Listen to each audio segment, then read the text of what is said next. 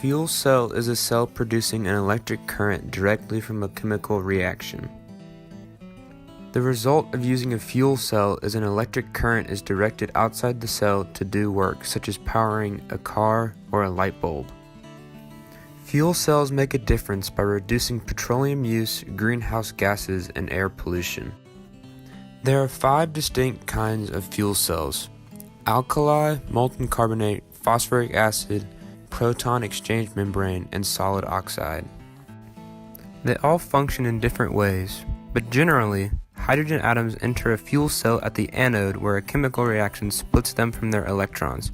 The hydrogen atoms now carry a positive electrical charge. The negatively charged electrons provide the current through wires to power something such as a light bulb. Oxygen enters the fuel cell at the cathode and combines with electrons returning from the electrical circuit and hydrogen ions that have traveled through the electrolyte from the anode.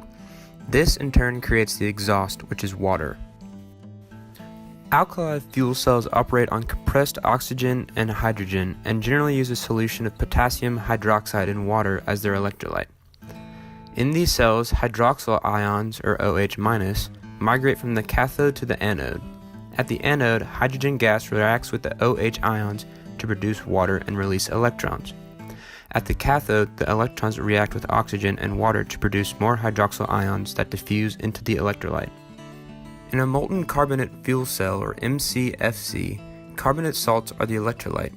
Heated to about 1,200 degrees Fahrenheit, the salts melt and conduct carbonate ions, or CO3, from the cathode to the anode.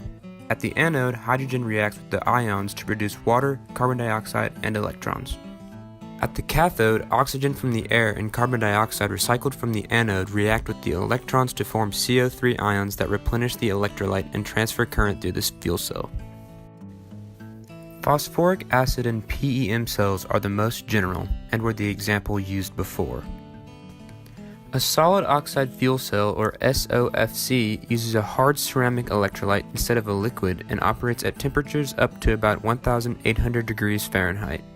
At these high operating temperatures, oxygen ions with a negative charge migrate through the crystal lattice from the cathode.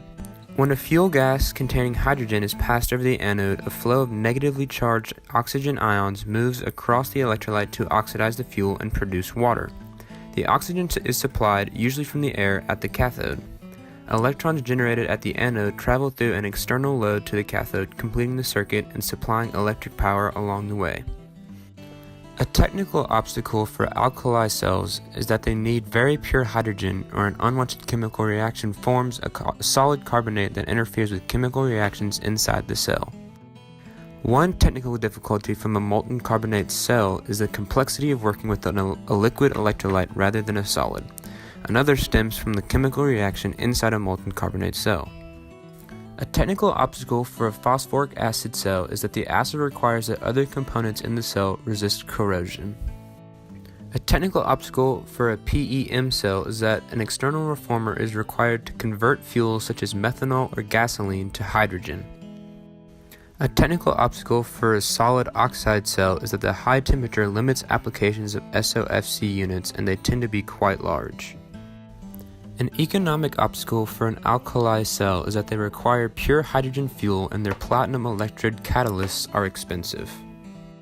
While the nickel electrode catalysts in molten carbonate cells are inexpensive compared to the platinum used in other cells, the high temperature also limits the materials and safe uses of MCFCs, and they would probably be too hot for home use.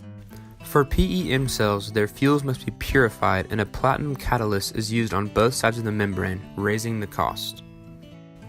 A negative environmental impact of an alkali cell is that the solution of potassium hydroxide can leak like any container. Molten carbonate cells can have limited damage from carbon monoxide poisoning, but nothing too serious. Phosphoric acid's internal parts must be able to withstand the corrosive acid, or else it would leak. In PEM fuel cells, their fuels must be purified.